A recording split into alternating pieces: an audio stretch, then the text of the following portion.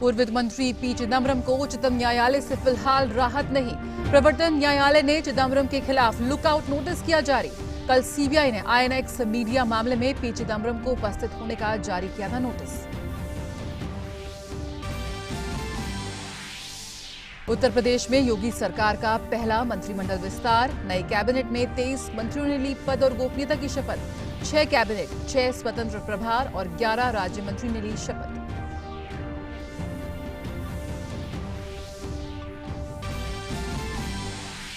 कश्मीर में primary school खुलने के बाद मिडिल स्कूल भी आज से खुले। दिन से प्रतिबंध हटाए गए और ज्यादातर इलाकों में लैंडलाइन फोन सुविधा बहाल। जम्मू कश्मीर में सुरक्षा बलों को मिली बड़ी कामयाबी। बारामूला में मुठभेड़ में लश्कर-ए-तैयबा का एक आतंकी ढेर, एक सुरक्षाकर्मी भी हुआ शहीद। कैबिनेट सचिव की अध्यक्षता में राष्ट्रीय आपदा प्रबंधन समिति ने देश के विभिन्न भागों में बाढ़ की स्थिति की समीक्षा की। हिमाचल प्रदेश और उत्तराखंड में बाढ़ की हालत गंभीर। भारत यात्रा पर आए जाम्बिया के राष्ट्रपति एडगर लुंगू का राष्ट्रपति भवन में औपचारिक स्वागत। दोनों देशों के बीच द्विपक्षीय बातचीत और समझौतों का होगा आदान प्रदान।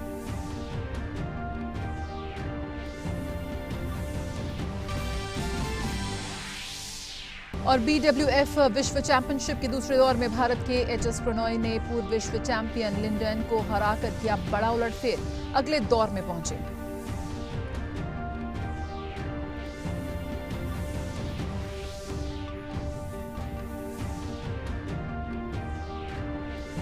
नमस्कार, समाचारों में आप सभी का बहुत बहुत स्वागत है। और इस वक्त सीधे रुख करेंगे सीधी तस्वीरें इस वक्त आप देख रहे हैं राजधानी दिल्ली से, जहां प्रधानमंत्री नरेंद्र मोदी और जाम्बिया के राष्ट्रपति इस वक्त मौजूद हैं। दोनों के बीच आज प्रतिनिधिमंडल स्तर की वार्ता होनी है।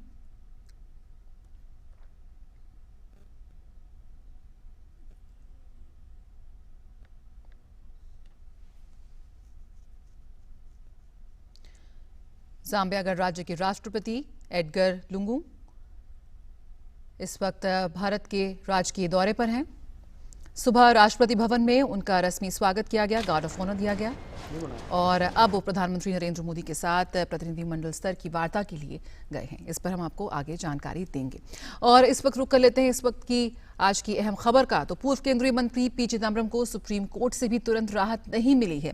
चिदम्बरम ने सुप्रीम कोर्ट में याचिका दाखिल कर अंतरिम संरक्षण की मांग की थी। चिदम्बरम की ओर से जस्टिस एनवी रमन्ना के सामने की याचिका दाखिल कर जल्द सुनवाई की मांग की गई थी, लेकिन जस्टिस रमन्ना ने कहा कि वे याचिका सीजीआई को भेज रहे हैं। लंच तक इंतजार कीजिए और मुख्य न्यायाधीश इस पर कोई फैसला लेंगे। इस बीच प्रवर्तन निदेशालय ने पी चिदम्बरम के खिलाफ लुकआउट नोटिस जारी किया है। इसके बाद चिदम्बरम देश से बाहर नहीं जा पाएंगे। कल आईएनएक्स मामले में दिल्ली उच्च न्यायालय ने पी चिदम्बरम की अग्रिम जमानत याचिका खारिज कर दी थी। इसके बाद सीबीआई और ईडी की टीम उनके दिल्ली स्थित आवास पर पहुंची, जहां चिदम्बरम के न मिलने पर एजेंसियों ने उनके आवास पर नोटिस चस्पा कर दिया और उन्हें एजेंसियों के सामने पेश होने को कहा। हालांकि अब तक वो एजेंसियों के सामने पेश नहीं हुए हैं और इसके बाद उनके खिलाफ लुकआउट नोटिस जारी कर दिया गया है, जिससे उनकी मुश्किलें और बढ़ गई हैं।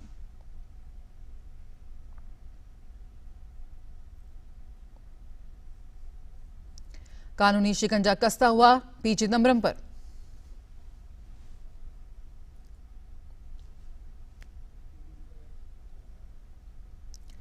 लुकआउट नोटिस जारी किया है ईडी ने, यानी कि अब चिदम्बरम इस देश को छोड़ के बाहर नहीं जा सकते हैं।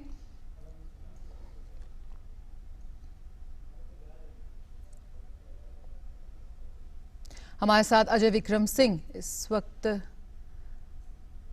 न्यूज रूम से जुड़ेंगे, लेकिन फिलहाल हम बात कर लेते हैं विकास सारथी से, हमारे संवाददाता विकास सारथी। विकास, सीजीआई को भेज दी है उनकी अपील कोर्ट ने, अब क्या कुछ उम्मीद की जा सकती है? गिरफ्तारी की तलवार जो लगातार लटक रही है कल दोपहर से, क्या उन्हें किसी भी तरह की कोई राहत मिलने की उम्मीद? कॉन्स्टिट्यूशन बेंच सुनवाई कर रही है तो उसको बीच में कभी भी किसी मामले को नहीं लेकर के जाते हैं कॉन्स्टिट्यूशन बेंच के बीच में। अब 1 बजे जब लंच होगा सुप्रीम कोर्ट का और उस वक्त बेंच जब उठेगी तब रजिस्ट्रार ये बताएंगे चीफ जस्टिस को कि इस तरह से एक मैटर आया है जो कोर्ट नंबर 3 से फाइल सीजीआई के लिए आई है। उस पर वो विमर्श करने के बाद तय करेंगे चीफ जस्टिस की क्या करना है आगे। इसके लिए एक कोई सर्कुलर भी जारी किया जा सकता है, कोई नोटिस भी दिया जा सकता है कि मैटर लिस्ट होगा, कब होगा, या अगर बहुत अर्जेंसी सीजीआई को भी लगता है कि इसमें है मामले में, तो वो आज या कल जैसा भी उनको बेंच कॉम्बिनेशन के हिसाब से तय करेंगे कि कौन सी बेंच सुने इस मामले को और इस पर उपयुक्त आदेश पारित करे। क्योंकि कॉन्स्टिट्यूशन बेंच अब से लेकर के सुबह 10:30 से लेकर के शाम 4 बजे तक अयोध्या मामले की सुनवाई कर रही है, तो बीच में समय निकालना पड़ेगा चीफ जस्टिस को इसके लिए, अगर वो खुद इस मामले को सुनते हैं तो ये हो सकता है कि 2 बजे एक विशेष बेंच गठित करके चीफ जस्टिस इसको सुने फौरी तौर पर कि क्या इसमें दखल देने की जरूरत है या नहीं।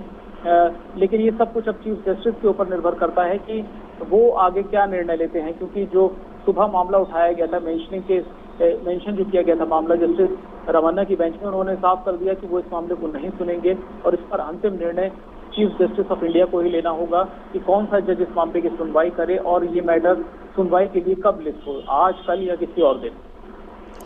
विकास, जब तक अगर सीजीआई अगर इस पर किस तरह का कोई डिसीजन नहीं लेते या उस पर सुनवाई नहीं करते, तब तक तो गिरफ्तारी होनी तय है। ऐसे में ईडी की तरफ से लुकआउट नोटिस भी जारी कर दिया गया है। चिदम्बरम के पास क्या कुछ विकल्प इस वक्त बचते हैं जिस तरह से गिरफ्तारी की बचने की कोशिश लगातार उनकी तरफ से जारी है? देखिए, कानूनी विकल्प सिर्फ एक ही है उनके पास कि सुप्रीम कोर्ट से उन्हें कोई अगर राहत मिल जाए तो वही एक कानूनी विकल्प है उनके पास। और जब तक इस मामले की सुनवाई नहीं हो जाती, लगता नहीं है कि चिदम्बरम सीबीआई या ईडी के पास जाएंगे। अगर ऐसा करना होता तो वो पहले भी कर लेते, लेकिन वो इस बात का लगता है इंतजार कर रहे हैं कि क्या सुप्रीम कोर्ट से उन्हें किसी तरह की कोई राहत मिल जाती है।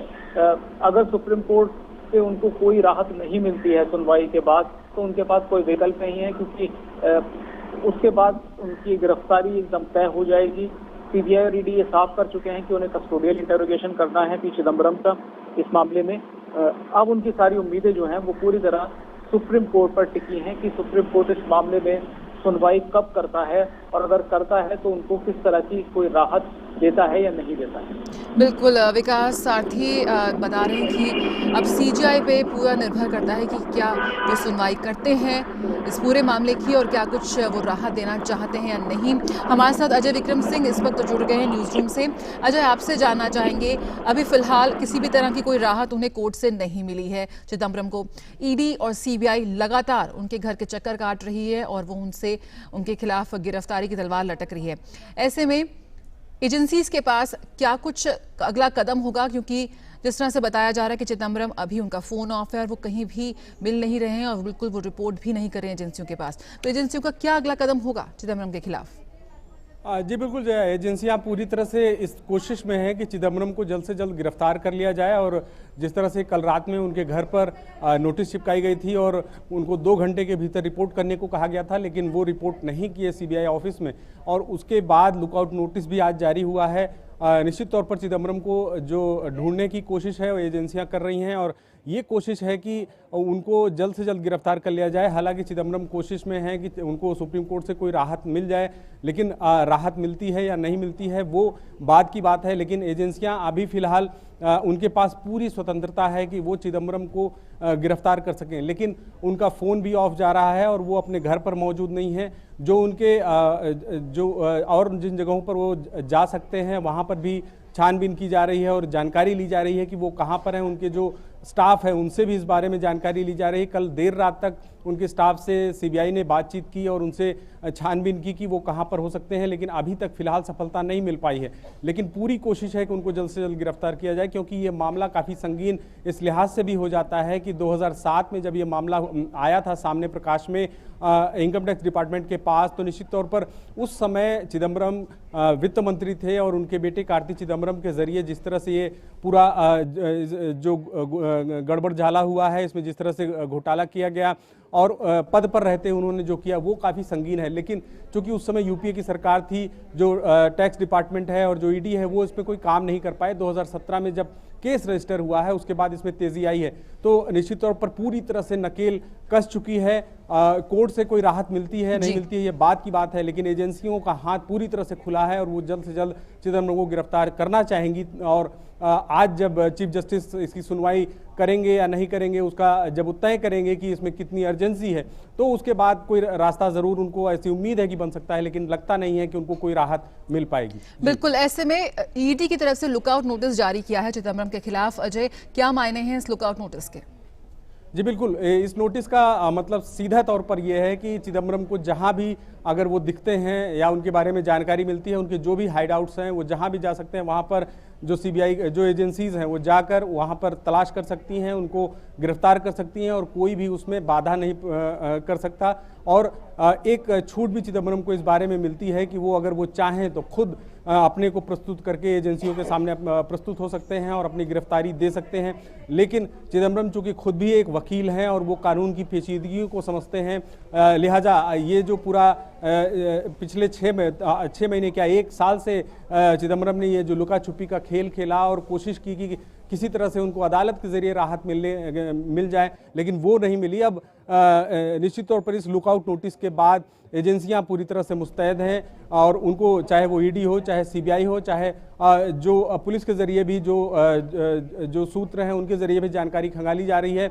लेकिन बड़े आश्चर्य की बात यह है कि चिदम्बरम का भी फ़ोन ऑफ है, उनके पुत्र का भी फ़ोन ऑफ है और जो उनके करीबी है उनका फ़ोन ऑफ है और किसी तरह से किसी को जानकारी नहीं मिल पा रही कि वो कहाँ हैं। लेकिन पूरी तरह से जो भी सूत्र हैं उनके जरिए एजेंसियां पूरी कोशिश में होंगी कि उनको जल्द से जल्द गिरफ्तार कर लिया जाए। बिल्कुल अजय, जिस तरह की गंभीर टिप्पणी यहाँ कोर्ट की तरफ से आई, उन्हें किंगपिन कहा गया, उन्हें मुख्य साजिशकर्ता कहा गया, तो वहीं कांग्रेस उनके बचाव में उतरती नजर आ रही है और कांग्रेस कह रही है कि पूरा जो ये मामला है उसे राजनीतिक रंग दिया जा रहा है और राजनीतिक फायदे के लिए उन्हें फंसाया जा रहा है, जबकि कोर्ट इस बारे में साफ कर चुकी है चाहे कि आप कितने भी रसूखदार हो, लेकिन कोर्ट सबसे ऊपर है, कानून सबसे ऊपर है।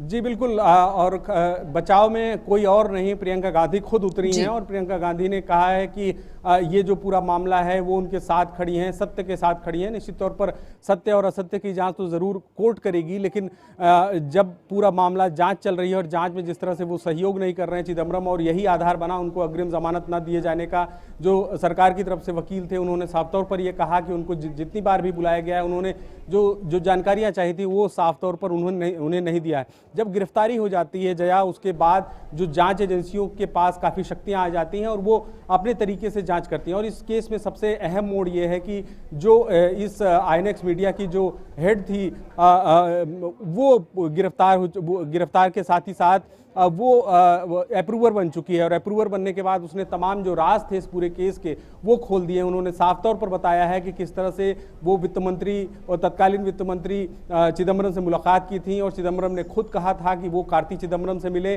कार्ति चिदम्बरम जिस होटल में मुलाकात किए थे उसके भी सारे रिकॉर्ड सामने आ चुके हैं। तो ये जो मनी ट्रेल है, जिस तरह से पैसे को मॉरिशस की 3 कंपनियों के जरिए भेजा गया, एफडीआई के नाम पर भेजा गया। और में एक बात और है, ये मामला इसलिए भी गंभीर हो जाता है जया क्योंकि एफआईपीबी की जो क्लियरेंस है वो वित्त मंत्री को ही करना था और एफआईपीबी का गठन भी चिदम्बरम ने किया था। वो पूरी जो शक्तियों का उपयोग उस समय उन्होंने किया वित्त मंत्री रहते हुए, और जिस तरह से केवल 4.5 करोड़ की अनुमति दी गई थी एफडीआई की जो आईएनएक्स मीडिया है उसको, और 305 करोड़ रुपए लाए गए उस क्लियरेंस के बाद। और जब इनकम टैक्स डिपार्टमेंट ने आपत्ति की तो कार्ति चिदम्बरम ने अपने पिता की शक्तियों का प्रयोग करते हुए उसको काफी बाधा डाली और इस तरह से पैसे का जिस तरह से मूवमेंट हुआ, जिस तरह से मनी ट्रेल है वो पूरा है। ईडी के पास भी है, सीबीआई के पास भी है। 2 केस है, एक करप्शन का केस सीबीआई के पास है और एक मनी लॉन्ड्रिंग का केस वो ईडी के पास है। निश्चित तौर पर दोनों गंभीर मामले हैं और चिदम्बरम को बचना फिलहाल लगता है काफी मुश्किल है। बिल्कुल, बहुत ही गंभीर आरोप यहाँ पर पी चिदम्बरम पर और कोर्ट की तरफ से भी काफी तल्ख टिप्पणी सामने आई है।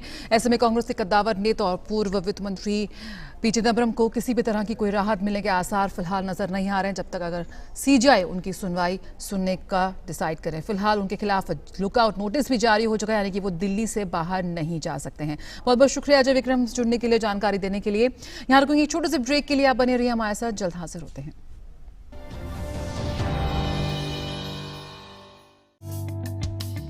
ई शॉपिंग साइट पर श्वेता ने देखा एक सुंदर हार। उसका डिजाइन देखकर हो गई वो बेकरार। झटपट उसने बुक किया और एडवांस में पेमेंट किया। लेकिन ये क्या, ये नहीं था वो हार जिससे श्वेता को हुआ था प्यार। शॉपिंग साइट के इस व्यवहार से श्वेता तो हुई हैरान परेशान।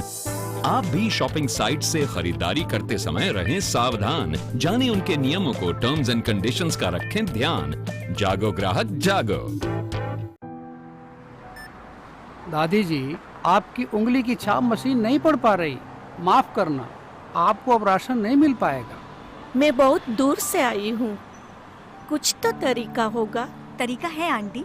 अगर कभी उंगलियों की छाप या फिर आंखों का स्कैन ना हो या कोई और वजह से वेरीफाई ना हो पाए तो कानून है कि कोई भी दुकानदार राशन देने से मना नहीं कर सकता। आधार लेटर या फिर ई आधार की कॉपी लेकर या उस पे छपे QR कोड को स्कैन करके दुकानदार को राशन देना ही पड़ेगा। और इतना ही नहीं, परिवार का कोई और भी सदस्य जिसका नाम राशन कार्ड पर लिखा हो वो भी अपनी उंगलियों की छाप देकर राशन ले सकता है। क्या सच? हाँ बिल्कुल। चलिए आपका आधार डाउनलोड करके प्रिंट लेते हैं।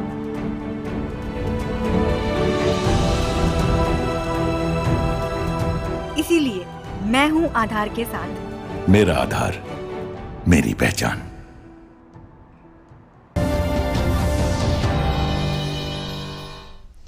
ब्रेक के बाद स्वागत है। उत्तर प्रदेश के मुख्यमंत्री योगी आदित्यनाथ के मंत्रिमंडल का विस्तार आज हो गया। राजभवन में आयोजित शपथ ग्रहण समारोह में 23 मंत्रियों ने शपथ ली। इन 23 मंत्रियों में 14 चेहरे योगी मंत्रिमंडल में शामिल किए गए। राज्यपाल आनंदीबेन पटेल ने सभी नए मंत्रियों को शपथ दिलाई। मंत्रिमंडल में जगह पाने वालों में कई ऐसे हैं जो पहली बार विधायक बने हैं। इनमें से 5 स्वतंत्र प्रभार मंत्रियों को कैबिनेट मंत्री बनाया गया है। 2 राज्य मंत्री प्रमोशन पाकर स्वतंत्र प्रभार के राज्य मंत्री बने हैं। प्रदेश के कई मंत्रियों के हाल में हुए लोकसभा चुनाव में जीतने और मंत्री ओम प्रकाश राजभर के बर्खास्त होने के बाद प्रदेश मंत्रिमंडल का विस्तार जल्द होने की अटकलें पिछले कई दिनों से लगाई जा रही थी। वहीं मंगलवार को 5 मंत्रियों ने मंत्री पद से इस्तीफा दे दिया।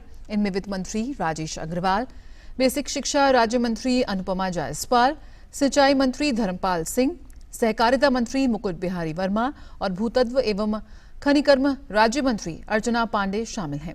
लेकिन मुकुट बिहारी वर्मा का इस्तीफा मंजूर नहीं हुआ। 2017 में उत्तर प्रदेश की सत्ता में आने के बाद ये पहला कैबिनेट विस्तार है।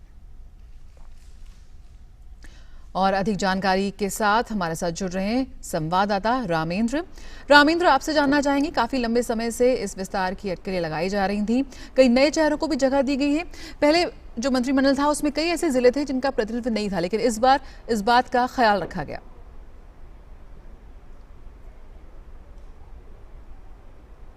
देखिए, यह जो मंत्रिमंडल का विस्तार हुआ है ये अगले विधानसभा चुनाव तक के लिए हुआ है। कई ऐसे मंत्री थे जिन पर उंगलियां उठ रही थी, उनको किनारे किया गया है। जो बड़ी पृष्ठभूमि से आए थे, जिनसे ज़्यादा रिस्पांस देने को उम्मीद थी, जनता को ज़्यादा अपेक्षाएं थी, वो नहीं दे पाए। तो इस बार जो नए चेहरे आए हैं वो लगभग विद्यार्थी परिषद से आए हैं। वो नए चेहरे हैं जो संघर्ष करने की क्षमता रखते हैं। वो नए चेहरे हैं जो काम करने में महत्वपूर्ण रोल अदा करेंगे।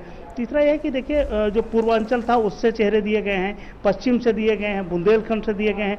जिन क्षेत्रों का प्रतिनिधित्व नहीं था उनको बराबर किया गया है।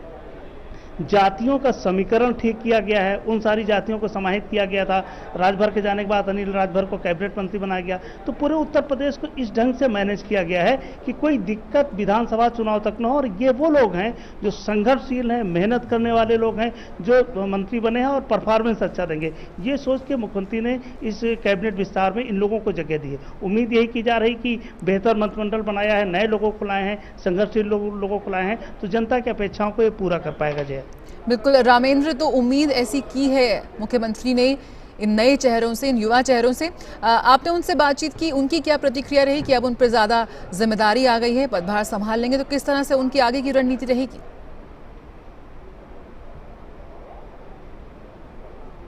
देखिए जी, कई ऐसे लोग थे जो संगठन में महत्वपूर्ण रोल अदा कर रहे थे। कई ऐसे लोग हैं जो जनता के सामंजस्य बहुत अच्छा बना के चल रहे थे। कई ऐसे चेहरे जो बहुत योग्य हैं, शिक्षा और चिकित्सा के क्षेत्र में अलग अलग क्षेत्रों में काम करके उन लोगों को प्रतिनिधित्व दिया गया है, जिनका जनता से सरोकार है, जो जनता के बीच रहते हैं। ऐसे लोगों को अवॉइड किया गया है कि पृष्ठभूमि बड़ी है लेकिन जनता के बीच नहीं रहते हैं, काम करने के लिए लोग भटक रहे हैं, अपने मंत्रालयों पर नहीं बैठते हैं। तो इस बार ये प्रयास किया गया है कि वो लोग हैं जो युवा हों, जोश के साथ काम कर सके, उन लोगों को लाया गया। और पूरे जो क्षेत्र है उसको मैनेज किया गया कि किसी भी क्षेत्र का प्रतिनिधित्व ना घटे, जात का प्रतिनिधित्व ना घटे। उन सारी जातियों को समाहित किया गया जो पीछे छूट गई विकास के धारा में। यह प्रयास किया गया है। बिल्कुल रामेंद्र, तो योगी आदित्यनाथ मंत्रिपरिषद का पहला बहुप्रतीक्षित विस्तार आज हुआ है।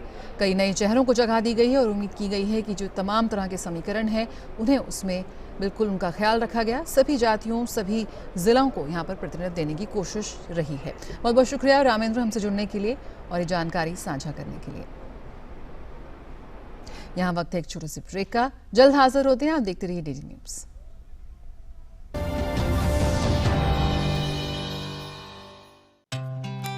क्या आपके साथ भी ऐसा हुआ है? ग्राहक होने के नाते धोखा? क्या आप चुपचाप सहन करके बैठ जाते हैं या अपने हक की लड़ाई लड़ते हैं? मेरे साथ भी धोखा हुआ। बस अपनी शिकायत लिखी, अपोजिट पार्टी के फैक्ट्स और डॉक्यूमेंट्स के साथ कंज्यूमर फोरम में जमा कर दी। न वकील की फीस लगी और फैसला भी 3 महीने में आ गया। आप भी सोचिए मत, अपने हक की लड़ाई कंज्यूमर फोरम में लड़िए। जागो ग्राहक जागो। एक मंदिर, दरगाह या गुरुद्वारा नहीं छोड़ा था जहाँ इसके मिलने की मन्नत ना मांगी हो। स्टेशन पर खो गई थी ये रितु, मेरी बेटी।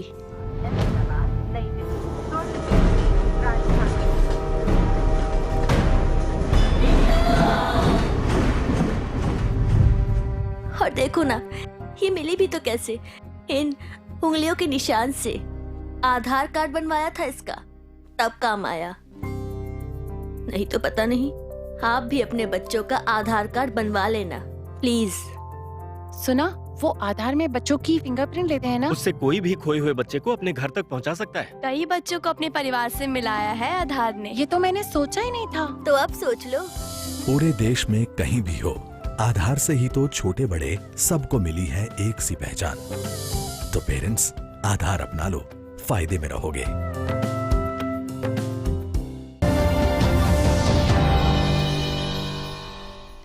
ब्रेक के बाद स्वागत है और खबर जम्मू कश्मीर से, जहां अनुच्छेद 370 हटाने के बाद राज्य में लगी पाबंदियां धीरे धीरे समाप्त हो रही हैं और हालात सामान्य हो गए हैं। आज से मिडिल स्कूल भी खोल दिए गए हैं। इससे पहले प्राइमरी स्कूल खोले गए थे। जम्मू कश्मीर प्रशासन की ओर से घाटी में टेलीफोन सुविधाएं बहाल की गई हैं। श्रीनगर शहर के व्यवसायिक केंद्र लाल चौक पर घंटाघर के आसपास बैरिकेड मंगलवार को 15 दिन बाद हटा लिए गए। इस व्यवसायिक केंद्र पर लोगों और वाहनों की आवाजाही की अनुमति दी गई। कुछ इलाकों में पाबंदियों में छूट दी गई, जबकि कुछ अन्य में जारी रही। श्रीनगर के जिन इलाकों में शांति कायम रही, वहां से पुलिस ने अवरोधक हटा दिए हैं। घाटी में बाजार खुले हैं और सड़कों पर गाड़ियों की रौनक रही। प्रशासन की तरफ से जरूरी सामानों को सभी को ग्राहकों तक पहुंचाने का इंतजाम किया जा रहा है। सरकारी कार्यालय में भी कामकाज पूर्ण रूप से बहाल हो गया है। जम्मू कश्मीर के ताजा हालात के बारे में जानकारी देते हुए प्रधान सचिव रोहित कंसल ने कहा कि 22 में से 12 जिलों में हालात पूरी तरह से सामान्य हैं। सरकारी कार्यालय खुल गए हैं और 197 थाना क्षेत्रों में से 136 थाना क्षेत्रों में दिन के वक्त कोई पाबंदी नहीं है। अकेले कश्मीर घाटी की बात करें तो 50 थाना क्षेत्रों में दिन के वक्त किसी तरह की पाबंदी नहीं है। जम्मू एवं कश्मीर के 197 पुलिस स्टेशंस के क्षेत्र में 136 पुलिस स्टेशन ऐसे हैं जहां पे किसी भी प्रकार की डे टाइम रेस्ट्रिक्शन या पाबंदियां नहीं है। इसी तरह अगर हम कश्मीर वैली अलोन में देखें तो 111 में से 50 police station, 50 police station out of 111 have no day time restrictions. प्रधान सचिव रोहित कंसल ने कहा कि जम्मू कश्मीर और लद्दाख में 96,000 लैंडलाइन फोन में से करीब 73,000 लैंडलाइन फोन काम कर रहे हैं और पिछले 12 दिन में कश्मीर घाटी के 734 एटीएम में से करीब 800 करोड़ रुपए निकाले गए।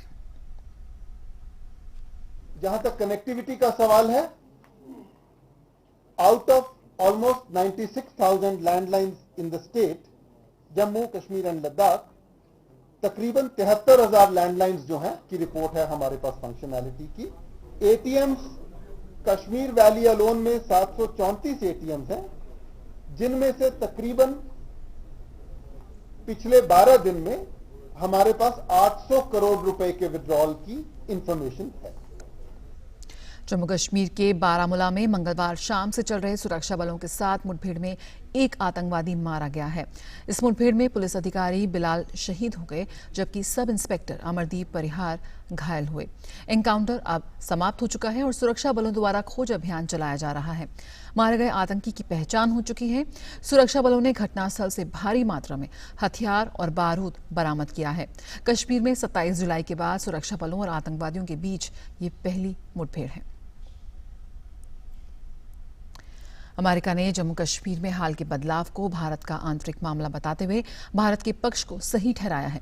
अमेरिका के रक्षा मंत्री डॉक्टर मार्क टी एस्पर ने आशा व्यक्त की कि भारत और पाकिस्तान अपने मसले आपसी ढंग से सुलझा लेंगे। डॉक्टर एस्पर ने रक्षा मंत्री राजनाथ सिंह से टेलीफोन पर बातचीत के दौरान ये बातें कहीं। राजनाथ सिंह ने अमेरिका के रक्षा मंत्री बनने पर डॉक्टर एस्पर को बधाई दी। बातचीत के दौरान राजनाथ सिंह ने सीमा पार से चलाए जा रहे आतंकवाद से भारत पर पड़ने वाले प्रभाव का मुद्दा उठाया और इस क्षेत्र में शांति और स्थायित्व बनाए रखने के भारत के प्रयासों में अमेरिका के सहयोग की सराहना की। राजनाथ सिंह ने मेक इन इंडिया के तहत अमेरिकी कंपनियों को भारतीय रक्षा विनिर्माण क्षेत्र में विनिवेश करने का भी निमंत्रण दिया।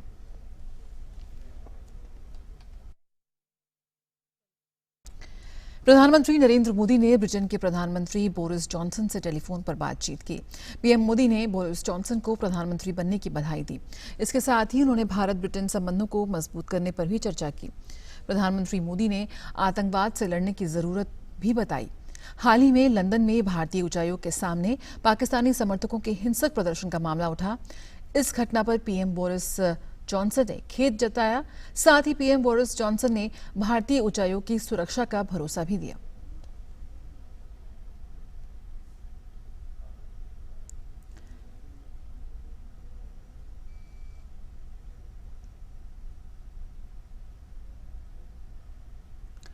भारत दौरे पर आए जाम्बिया के राष्ट्रपति एडगर लुंगू का राष्ट्रपति रामनाथ कोविंद और प्रधानमंत्री नरेंद्र मोदी ने राष्ट्रपति भवन में परंपरागत स्वागत किया। उन्हें राष्ट्रपति भवन में गार्ड ऑफ ऑनर दिया गया। जाम्बिया के राष्ट्रपति आज राष्ट्रपति रामनाथ कोविंद से मुलाकात करेंगे और प्रधानमंत्री नरेंद्र मोदी के साथ प्रतिनिधि स्तर की वार्ता भी करेंगे।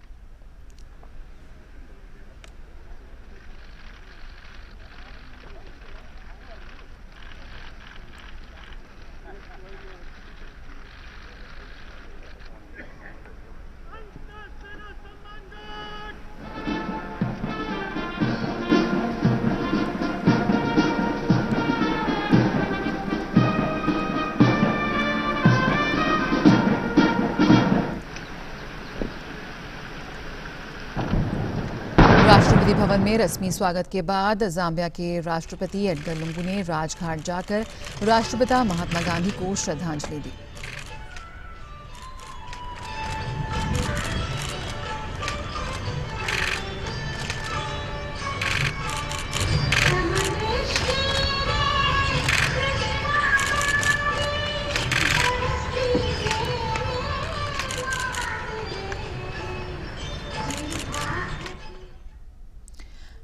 और इसके साथ ही इस बुलेटिन में इतना ही। मुझे दीजिए इजाजत। नमस्कार। खबरों का सिलसिला जारी रहेगा दूरदर्शन न्यूज पर। नमस्कार।